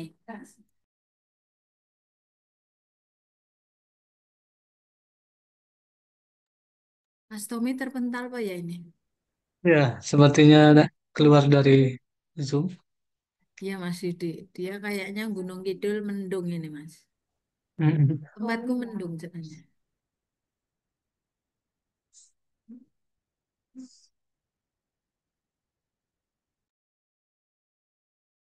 Wah, kok hilang ini. Pak Didik nyari dulu Pak Didik. Pak Tommy hilangnya di Ya, ya. mana? Bu Kris sudah tanya ke itu penyedianya. Pernah kontrak dengan ini berapa, atau punya kontrak-kontraknya nggak dia? Oh Tentunya iya Pak. lalu kan sudah Kami pernah diaudit ya kan, hasil audit. sudah. Hmm. Kemudian kami biasa dengan teman-teman rumah sakit vertikal itu Pak Muji kami biasanya juga tanya. Ini karena ini kan kita juga sempat tanya track recordnya gimana dan sebagainya itu yang kami tidak hanya percaya apa yang dia punya dia tawarin kan itu kualifikasinya, tetapi kita juga memverifikasi ke rumah sakit yang lain yang pernah bekerja sama karena kan kita minta pengalaman kerja sama dia gitu Ya, track record kinerjanya di dan track harga recordnya. kontraknya yang sudah pernah dilakukan ya. J, Tentu kayak kontrak. KAP, kalah malah sekarang kami ada konsultan branding Pak hampir 2 M. Branding dan marketing itu. Waduh, wis. kayak bisa J. daftar itu berarti. Lanjut. Kami. Iya Pak. Kami seleksi sekarang. Ya, Pak Tommy sudah bergabung, Pak. Ya, mohon maaf tadi Sempat kelempar terputus ya. ininya. Iya, Ya, siap. ya. Masih, Gimana Bu Kris tadi ya? Ya, itu anu Mas Tommy Dari cuman siapa gini. Muji? Jadi dari mereka itu kan udah Mm-mm. nentu ini per meternya 1,2 juta gitu ya. Ya, Terus dia tanya ke saya, apakah dengan seperti itu sudah oke dari PPK gitu. oke. Memang Eh, kalau kami pagunya itu lebih gitu, 1,4, tapi dia menilai 1,2. Meskipun sekarang ya kami menego dengan harga dia nggak bisa. Harganya mintanya kayak jalan tol dekat rumah sakit sini. ya, jadi yang dimaksud Ibu tadi kan ini hasil output jasa Hasil penilainya outputnya gitu kan dari ya. penilai Penilainya appraisal ya. itu. Jasa penilainya itu memang bisa juga entol-entolan Bu akhirnya itu nanti. Ya Iya. tergantung banyak variabel ya. Kalau misalkan nanti oh ternyata nggak bisa ya berarti variabel-variabel itu perlu dilakukan apa penambahan sebagai item untuk melakukan penilaian gitu ya Bu ya. Misalkan kayak kemarin tuh ternyata harga rumah sewa itu ternyata sekian ya. Ternyata itu belum dihitung kalau misalkan rumah sewanya itu apa yang akan disewa itu di daerah protokol ya, jalan protokol itu harganya pasti beda lagi ya. Jadi mungkin ada variabel-variabel yang perlu ditambahkan di situ oleh si apa namanya si jasa penilainya tadi, Bu. Sehingga bisa menaikkan nilai juga gitu ya. Ya, jadi kadang-kadang variabel-variabel ini ya ya mereka dan mereka sudah saya yakin kalau mereka sudah aktif melakukan apa eh, penilaian aset gitu ya, penilaian tanah gitu, kalau mereka yang memang performanya bagus, mereka punya nih data-database itu ya. Dan database-nya itu bisa live juga gitu ya. Di titik mana gitu. Kalau saya lihat seperti itu ya. Jadi tergantung apa namanya eh performan dari teman-teman penilai publiknya itu menggunakan IT juga untuk apa namanya untuk menjelaskan kepada usernya tadi ya nilainya seperti apa dan metode yang digunakan mungkin bisa berbeda-beda juga gitu Bu. Jadi perlu tambahan apa namanya indikator-indikator ataupun apa namanya kriteria-kriteria yang bisa mungkin menaikkan nilainya itu gitu ya. Mm-mm. Masih memungkinkan karena memang penilaian itu nanti juga apa bisa naik juga gitu ya dengan mempertimbangkan kondisi-kondisi yang baru itu tadi begitu. Ya, Begitu mungkin Bu terima kasih Desi. masukannya Mas. Ini saya Siap. juga menggarap apa membeli untuk pengadaan tanah lagi yang nanti mungkin dengan pengalaman kemarin-kemarin karena kami itu selalu apa ya, yang punya kadang tidak bisa gitu loh harganya itu. Maunya begitu dibeli rumah sakit itu padahal kalau diberi masyarakat tuh nggak mungkin gitu. Nggak Hmm, sampai 1 juta itu nggak nyampe. Oh, nggak punya tapi akses karena dan sebagainya gitu. yang beli rumah sakit jadi Iya. digede gitu ya. Maunya gede ya. Ya, Matur nuwun. itu. Kemarin tuh ada pengalaman juga walaupun sudah ada appraisal ternyata ada penolakan gitu ya dari masyarakat itu akhirnya bisa sampai ke sidang di pengadilan juga menetapkan itu tadi harga gitu ya. Dan kalau sudah sampai ke sidang pengadilan ya mau tidak mau ya harus sesuai dengan keputusan di sidang pengadilan tadi, Bu. Gitu. Kalau ada sengketa perbedaan nilai itu tadi ya, gitu. Itu Bu Kris. Ya, Mantap, terima keren keren kasih. Bu Kris. Ya, Nanti sama-sama. kalau butuh jasa branding itu tadi Pak Muji. Ini sudah seleksi nih. Oh, sudah seleksi. Ya. Oke. Mantap, mantap. Ya, Ya, baik, cukup Bu Kris ya. Kita lanjut di chat Zoom juga sebenarnya banyak Pak Tommy, tapi ini satu lagi kita akomodir ya untuk yang diskusi langsung. Pak siap. Kapasan, disilakan Pak. Kapasan ya. Oke, Bismillahirrahmanirrahim. Assalamualaikum warahmatullahi wabarakatuh. Mohon izin Waalaikumsalam. moderator, Bapak pemateri, Mas Tommy Darlinanto. Izin Pak, Siap. mungkin di luar konteks ini sekaitan dengan PBJ. Jadi ada arahan kemarin, katanya kalau yang belum memiliki sertifikat PBJ, eh, jadi Zoom-nya ini bisa bisa menggantikan ya. eh, untuk mendapatkan sertifikat PPJ tingkat pertama itu. Kemudian maksud dan tujuan kami ikut dalam Zoom meeting ini di luar konteks daripada penilaian appraisal tadi, kami sebenarnya mau tahu sekaitan mekanisme pengerjaan. Kalau misalnya kami kan lurah Pak, kebetulan di dalam Zoom meeting ini ada beberapa teman-teman yang bergabung juga, jadi kami perlu eh, pengetahuan tentang pelaksanaan dana kelurahan, Pak, sekaitan dengan menggunakan Pokmas. Mohon mungkin Pak di sharing Pak sekaitan dengan itu Pak. Izin. Oke. Ya, Ya, Pak Kapasa ya. Pak Kapasa Ya, lurah di mana ini, Pak? di Kota Makassar Pak. Kota Makassar ya. Oke. Ya, Kalau Kota Makassar lurahnya sama kayak di Kota Jogja ya, jadi ASN ya. ya ASN Pak benar. Ya, berarti Pak Lurah ini sebagai KPA ya. PA, KPA ya. PA atau KPA? Kayaknya PA Pak, pengguna PA. anggarannya. Oh, pengguna anggarannya. Ya, Pak Lurah sebagai pengguna anggarannya ya. Oke. dana kelurahan. Ya, Ya, jadi betul Pak kemarin yang di SE 1 tahun 2025 ya. Ya. Kalau di SE 1 tahun 2025 sebentar saya carikan ya ini ya. Saya share screen izin ya.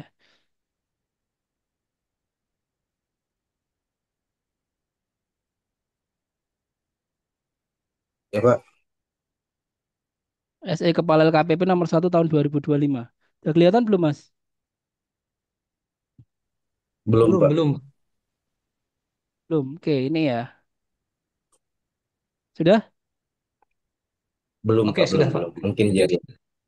Ini? Oh ya, Sudah? sudah Pak. Siap, siap. Oke. Eh, Keywordnya ini.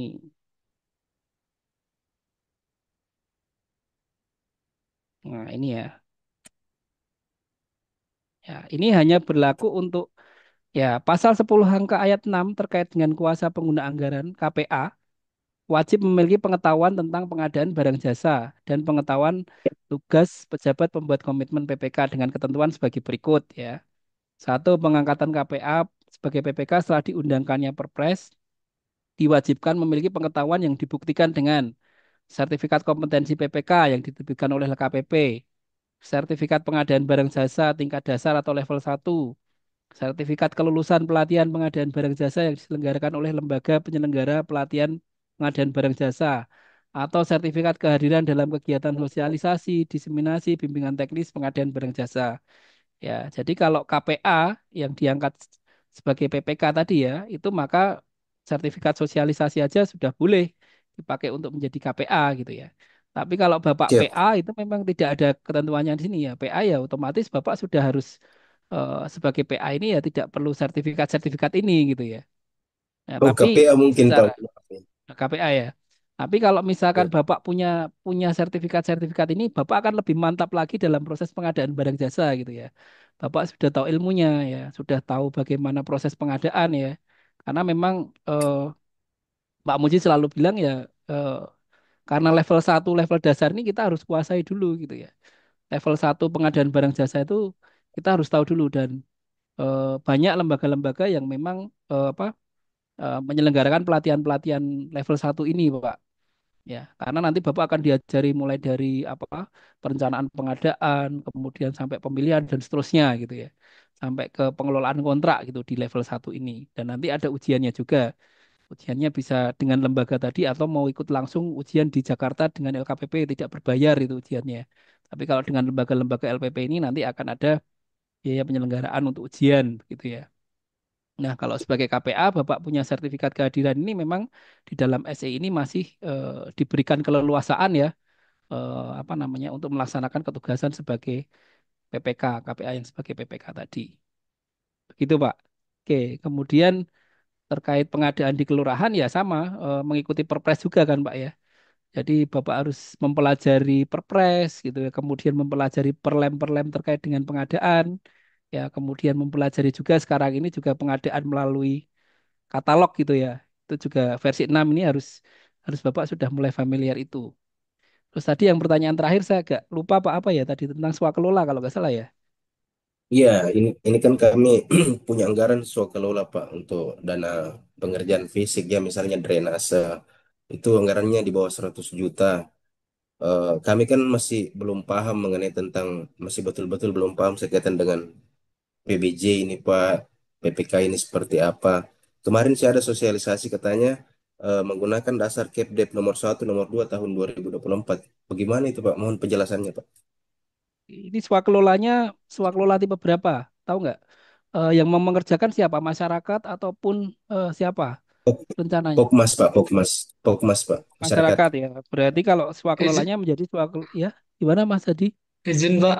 Ini materi kita hari ini terkait pengadaan appraisal dulu Oke, ya Pak ya. ya, Nanti oke. Baik. yang Siap. materi-materi lain pasti akan dibahas Pak di pertemuan-temuan selanjutnya dan sudah dibahas bahkan ya. Jadi Oke. Bapak Nanti juga lihat bisa di lihat YouTube-nya pantau Pak Muji ya. di YouTube ya Oke, Oke, siap, siap, siap. kami siap. ya. Kita selesaikan dulu diskusi terkait pengadaan appraisal ya Pak. Selanjutnya Pak Buyung, disilakan Pak.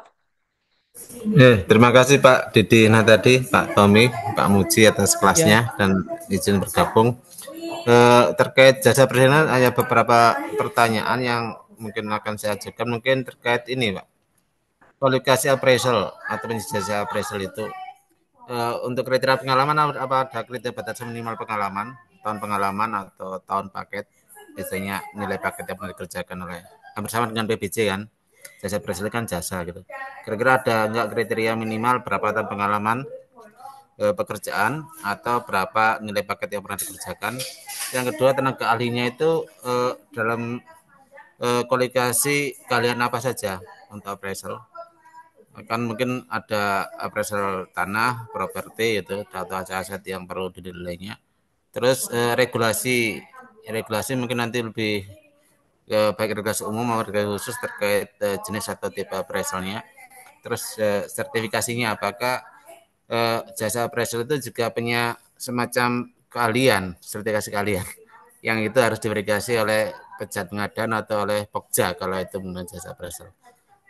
Terus yang lain mungkin hampir sama kita asumsikan saja dengan jasa konsultasi atau jasa konsultasi lainnya itu mestinya proses metodologinya terkait proses penilaian teknisnya, pendekatan teknisnya dan mungkin sampai mutu atau alur atau SOP pekerjaannya appraisal. Kira-kira itu Pak Tommy, Pak Didi.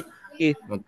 Mungkin langsung jentral Pak. Saya hanya isinya secara awam saja ya mungkin bayangan saya bersama dengan jasa konsultan atau jasa konstruksi. Nah, kira-kira dari sisi appraisal itu kualifikasinya seperti apa? Untuk nun Pak Tommy, Pak Didi. Siap, siap. Ya, Silakan Pak Tony. saja ya, ya.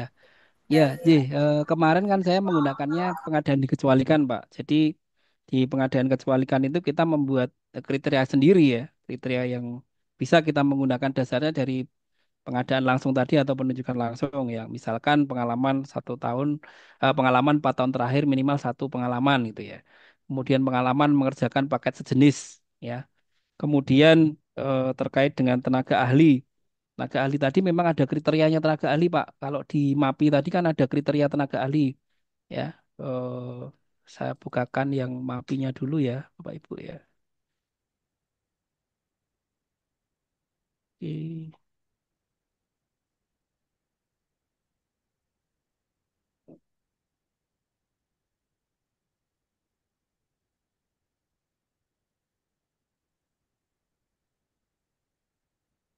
Ya, ini ada standar biaya ya, sebentar.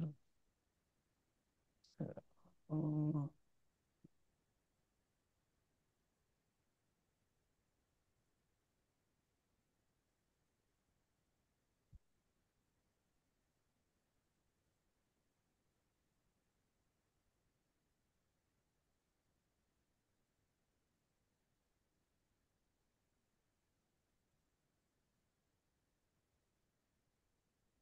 bentar, kok nggak ketemu? Saya contohkan yang ini dulu deh. Eh,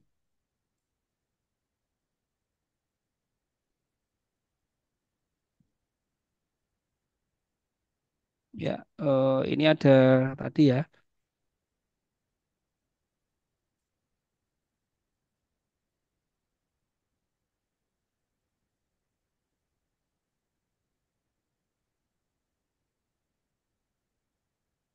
Eh,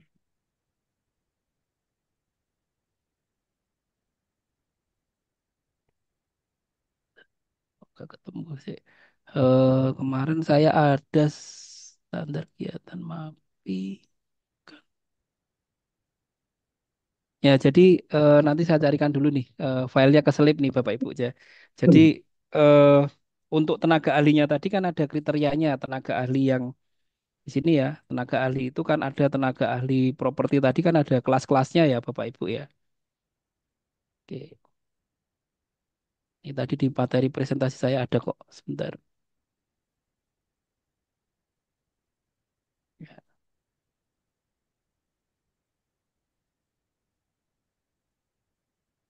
ya, ini Bapak Ibu. Ya, contohnya ini ya, kita mau menggunakan penilai berizin properti yang apa, yang kriterianya berapa pengalamannya dan seterusnya. Ini juga akan berpengaruh pada nilai biayanya juga, sehingga penentuan kualifikasi terkait dengan apa paket pekerjaannya yang akan kita kerjakan itu, maka ada di dalam KAK-nya PPK nanti akan dituangkan ini. Eh, yang dibutuhkan tadi berdasarkan mappingnya PPK untuk melaksanakan kegiatan selama 30 hari katakanlah tadi ya butuh penilai yang seperti apa gitu ya. Penilai bisnis eh, properti dan atau bisnis ya atau apa yang dibutuhkan. Nah, makanya ini tadi perlu diidentifikasi oleh PPK ya terkait dengan tenaga ahlinya itu. Dan kemudian kalau eh, dari MAPI sendiri kan tadi ada eh, pengakuan ya, pengakuan bahwa dia itu menjadi anggota MAPI ya. Contohnya kalau misalkan yang kemarin saya proses itu ada nih Bapak Ibu ya.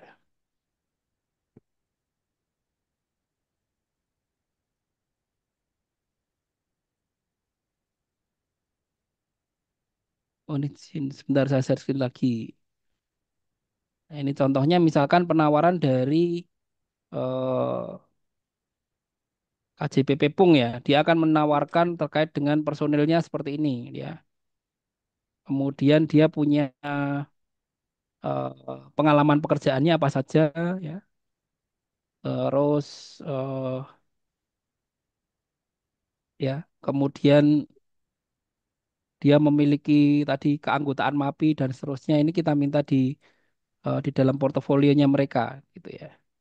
Dan ini contohnya eh, keputusan menterinya ya tentang izin penilai publik bidang penilai properti. Itu ada penetapannya dari Menteri Keuangan begitu Bapak Ibu ya. Kemudian ini ada ijazahnya ya sama kemudian ada sertifikat penilai ya dari MAPI ya. Sertifikatnya seperti ini. Kemudian ini ada, harus saya belokkan ya. Dari Kementerian Keuangan juga ya. Oh, dan setiap berapa tahun sekali mereka harus ada ujian lagi gitu ya kalau nggak salah jadi kayak misalkan saya dari pertama ke muda muda ke madya gitu tuh ada ujiannya lagi dengan MAPI gitu ya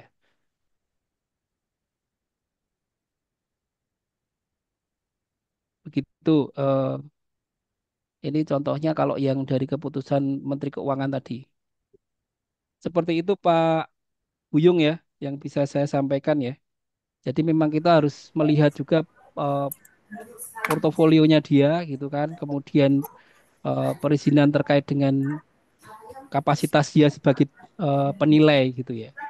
Jadi sama Oke. kalau jasa konsultansi itu juga hampir mirip-mirip seperti itu gitu ya prosesnya kemarin.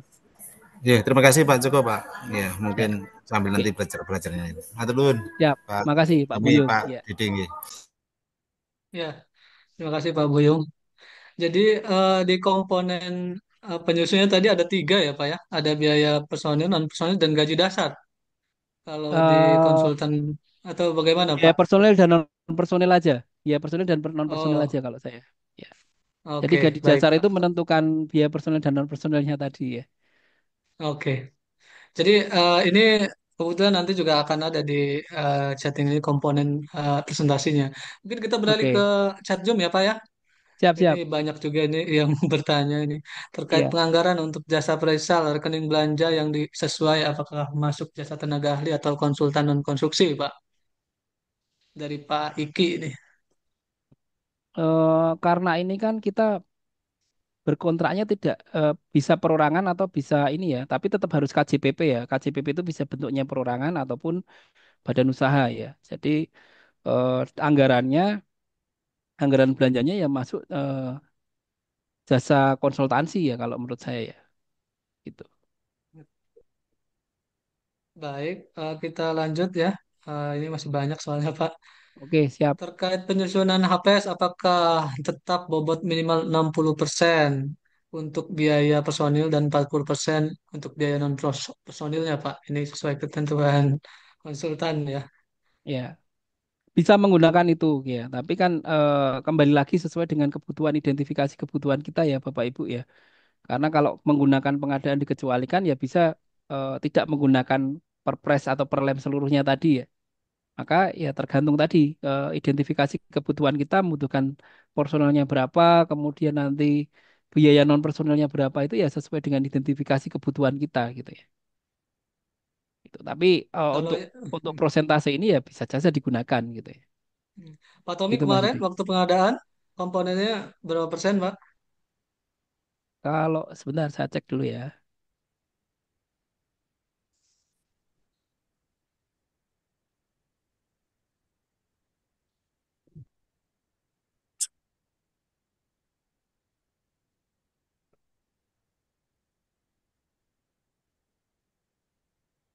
Atau nanti bisa dicek ya. Oke, Eh sebentar Mas. Saya cekkan dulu ini. Oke di ya. Press di OQ. Saya coba buka RAB-nya dulu Mas ini Mas.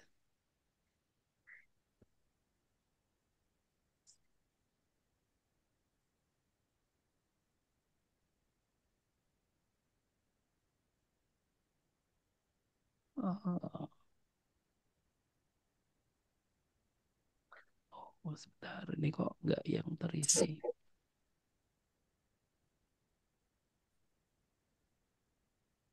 Ya, apa yang di slide belum terisi ya Pak ya. Ya, belum Dan terisi. itu Ya, ya ini kalau saya saya lihat tampilkan ya, saya izin tampilkan ya ya silakan Pak. persentasenya.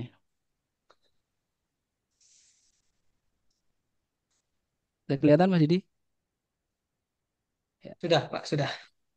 Ini ya, jadi ada penilai berizin ya. Karena waktunya kami tidak tidak tidak lama ya, cuma 2 minggu prosesnya itu ya, cuma 2 minggu waktu pelaksanaan pekerjaannya. Jadi ada penilai izin tim leadernya 1 orang, waktunya 3 orang, 3 hari gitu kan. Kemudian penilai medianya 6 hari, 1 orang juga penilai pertamanya 14 hari gitu kan. Karena memang butuh nanti penilai pertama itu yang akan menghandle yang akan ada di lapangan itu ya, ceritanya seperti itu. Ya, kemudian ada tenaga pendukung ini, kemudian ada biaya-biaya apa namanya non personilnya ya. Kalau saya total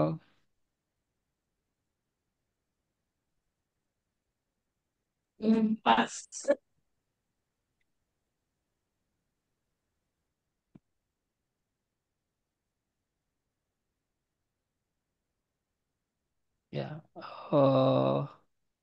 kemudian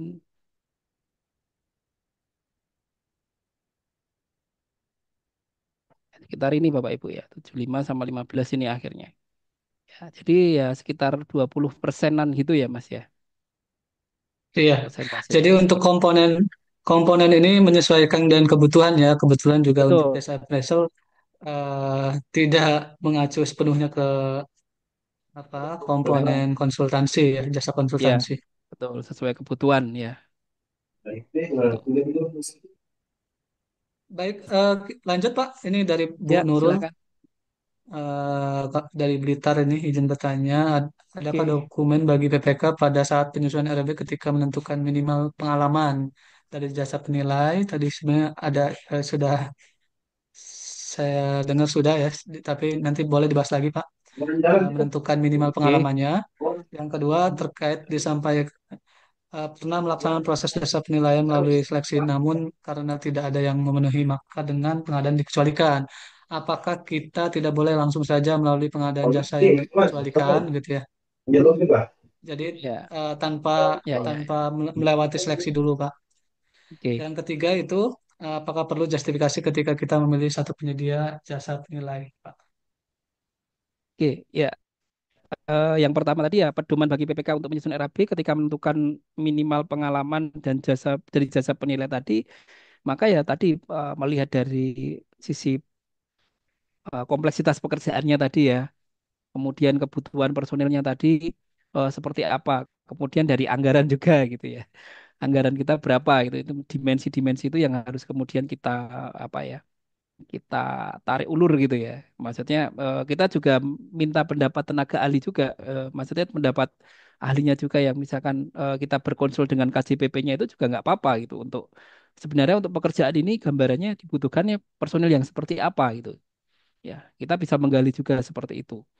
Nah, kemudian kalau tadi mau langsung pengadaan dikecualikan nggak apa-apa, nggak ada kewajiban harus proses seleksi dulu. Kebetulan kemarin pada saat paket saya itu apa namanya PPK-nya minta untuk dilakukan seleksi dulu gitu ya.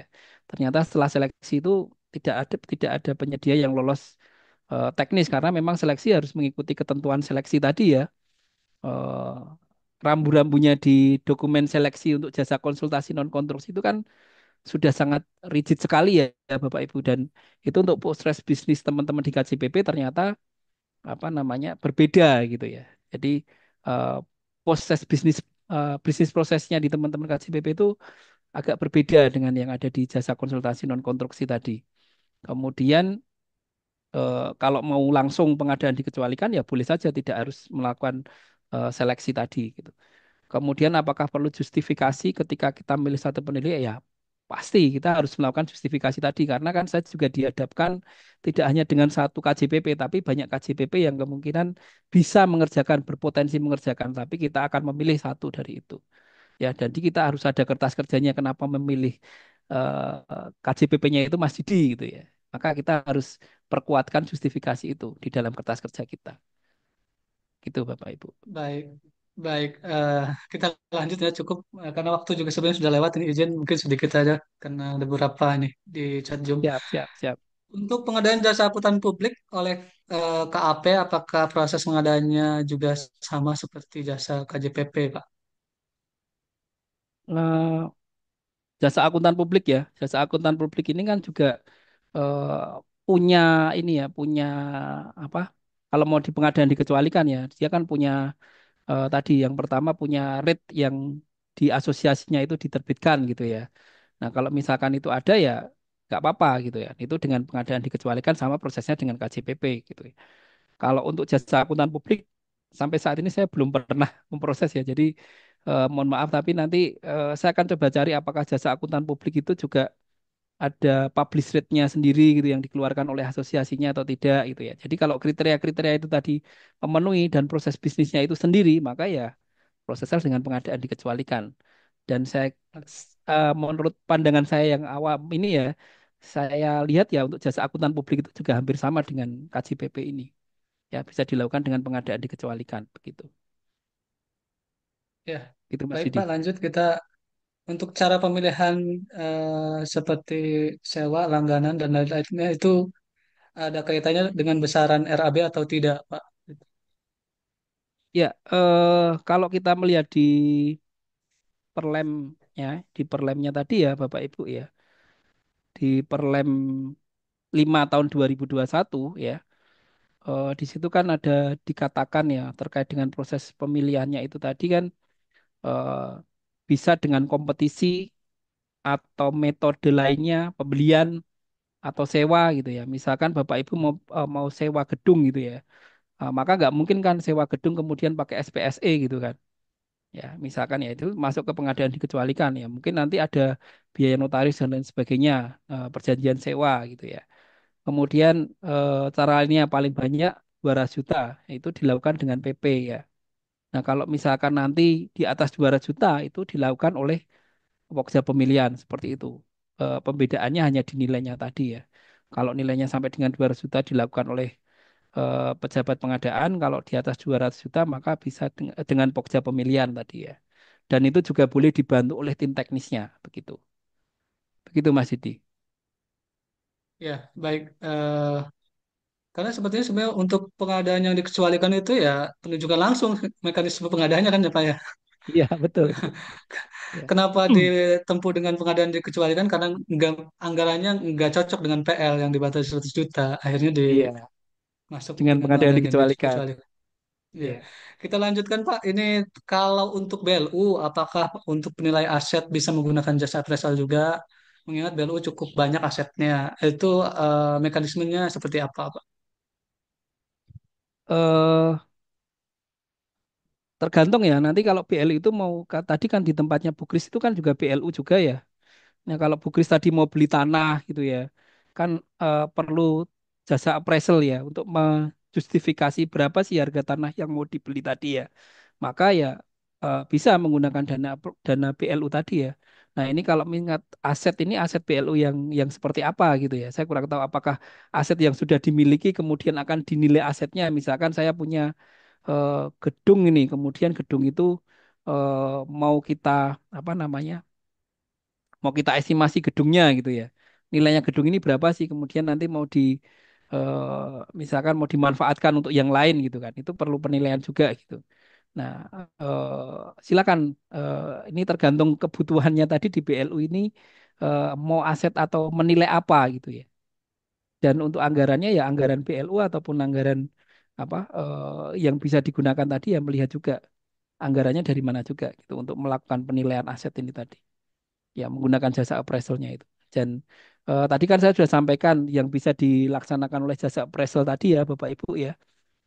Mereka bisa memberikan layanan-layanannya itu tadi adalah misalkan menilai properti sederhana, tanah kosong sampai dengan luas 5.000 meter, kemudian apartemen dan seterusnya, alat, mesin gitu ya, gudang.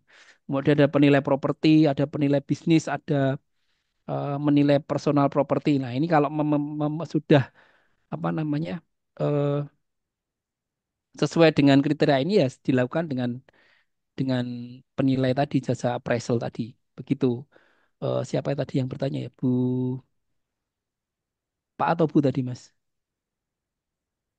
Pak Rama, Pak Rama. Pak Rama. Oke ya. Begitu Pak Rama yang bisa saya jelaskan. Ya, baik, terima kasih Pak Tommy. Izin Pak Ya. Muji, ini waktunya sudah lewat, tapi masih banyak ternyata di Cacung itu yang belum Ya, sudah, selesai sudah. ya. Ya, sudah harus Ya, berhenti. Nggak sampai maghrib Siap. nanti. iya, iya. Baik. Eh, untuk sebelum menutup, karena ini waktunya sudah habis ya Bapak Ibu yang di chat Zoom bertanya, kami mohon maaf gitu ya. Tapi mudah-mudahan diskusi ini bisa diadakan kembali oleh Pak Muji karena mengingat antusias dari peserta ternyata banyak sekali ini. Hampir mungkin sekitar apa 7 atau 8 pertanyaan yang belum terbahas. Kami mohon maaf karena terbatasnya waktu. Mungkin sebelum menutup acara ada closing statement dulu dari Pak Tommy. Pak. Silakan Pak. Ya, terima kasih Pak Muji, Mas Didi sudah memberikan kesempatan untuk sharing ya Bapak Ibu.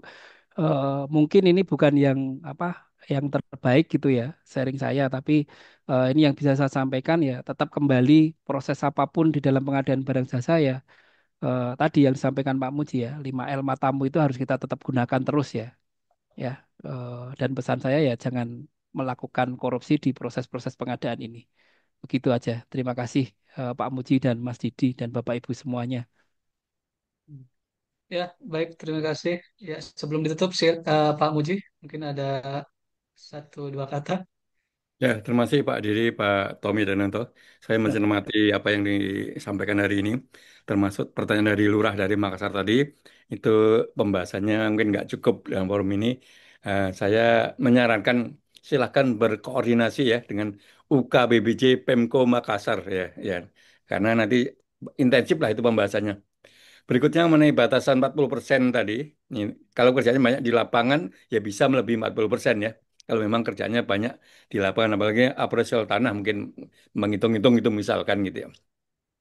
Kemudian appraisal ini kalau nggak salah ya, itu binaan dari Ditjen Kekayaan Negara Kementerian Keuangan ya. Jadi mungkin tidak terkait dengan BPN ya. Yang penting ini, apapun caranya, apakah Anda seleksi, pengadaan langsung, pada yang lainnya, Yang penting harganya wajar dan tidak ada perbuatan korupsi. Itu aja. Ya, sama dengan Pak Tommy tadi yang terakhir digariskan. Demikian, terima kasih Bapak Ibu. Semoga yang disampaikan Pak Tommy ini bermanfaat bagi kita semua sehingga memajukan satuan kerja kita semua. Terima kasih. Wassalam. Ya, salam Pak Salam. Mujid. Terima kasih banyak. Eh, Semoga apa yang didapat kita hari ini bisa bermanfaat. Saya selaku moderator mohon maaf atas segala kesalahan dan kekurangan.